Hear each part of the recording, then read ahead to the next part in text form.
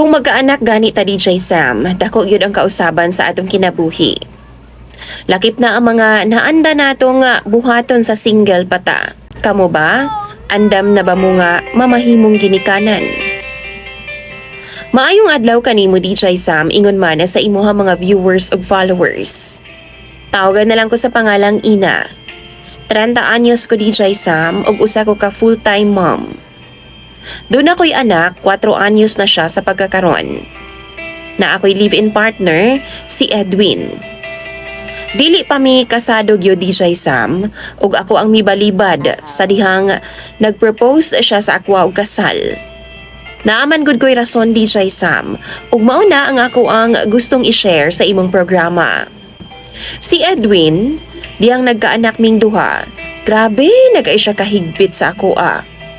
Di na ko niya pagawson sa balay ka na mag-happy-happy bitaw DJ Sam, kauban ang ako mga amigo. Ingon man ang ako mga amiga. Masuko na siya. Ginabawalan ko niya nga maglaglaag kauban ang ako mga friends. Kay gusto niya na ako sa balay magbantay sa amo ang anak. Mura bagi kuhaan ako niya kagawasan o katungod DJ Sam nga malipay pod kauban ang ako mga higala. Kay para sa iyaha, ang inahan daw na aragyod na pirmi sa balay. Maong usahay no adto kumuuli sa ako ang inahan. Sa akong mama ba DJ Sam? Si mama man god musabot nako kung unsa pod ang ako mga panginahanglan, kung unsa nga akong gusto. Ug gani no kung mulakaw ko, kang mama nako ibilin ang akong anak.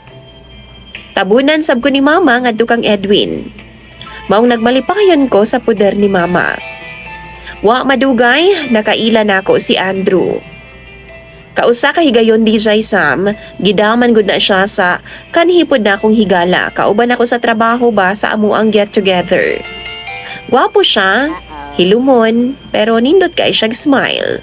Unya, dihang nagsabot ang among barkada nga mga ligo migdagat. Nalipay kaayo ko. Kay akong nahibawan man pod nga muuban di ay si Andrew. Syempre, miuban ko kay naaman siya.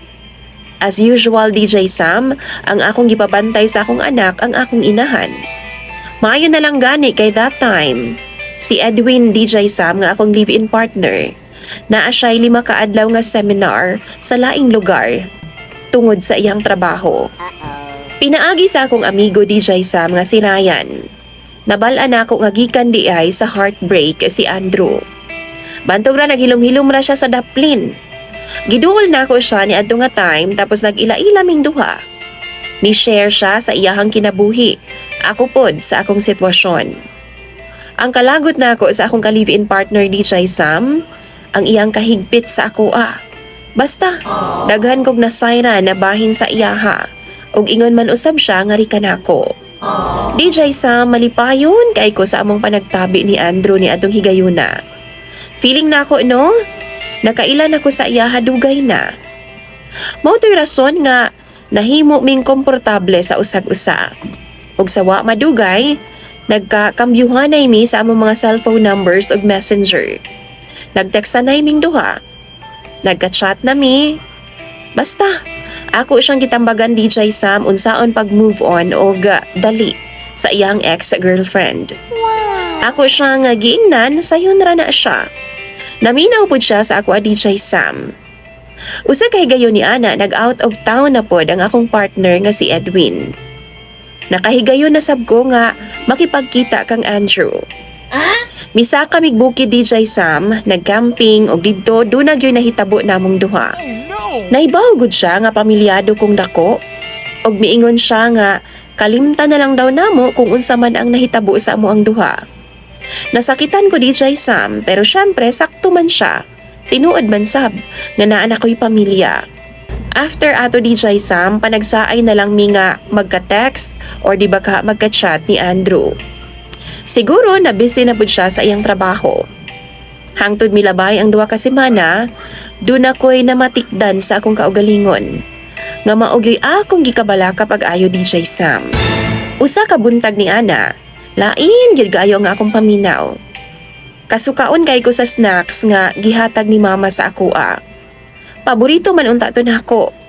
Pero dihang gitunol ni mama, naglain ang akong lawas sa DJ Sam. Ingon sa di nako madawat. Nagduda ang akong mama nga buntis ko.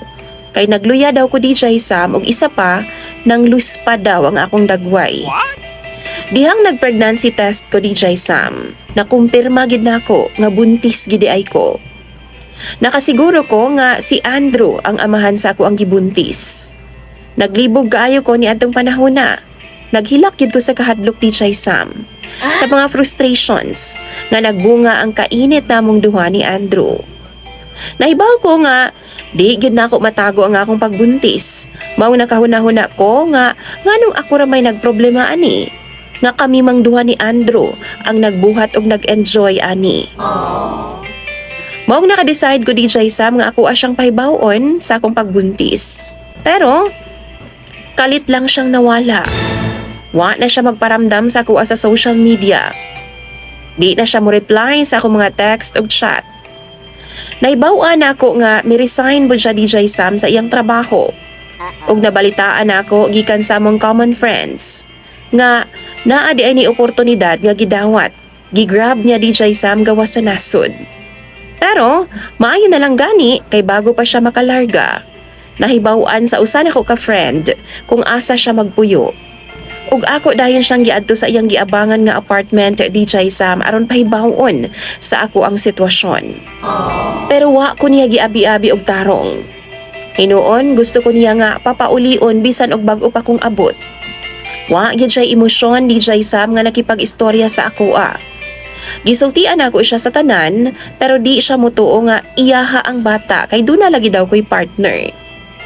Giingnan ako siya nga sure ko nga siya ang amahan tungod kay dugay na ang panahon nga why nahitabo namong duha ni Edwin. Wa na miga ana-ana di siya Sam tungod sa kabisi niya sa trabaho. Pero wa, di gyud niya dawaton ang akong anak di siya Sam. Kay baw mo, wa ko magdahom. Nga ingon ato ang iyang mamahimong reaksyon diyang nahibaw-an niya ang akong sitwasyon. Nga magkaanak naming duha. Sakit kayo madungog ang iyang mga gipanulti di siya Sam.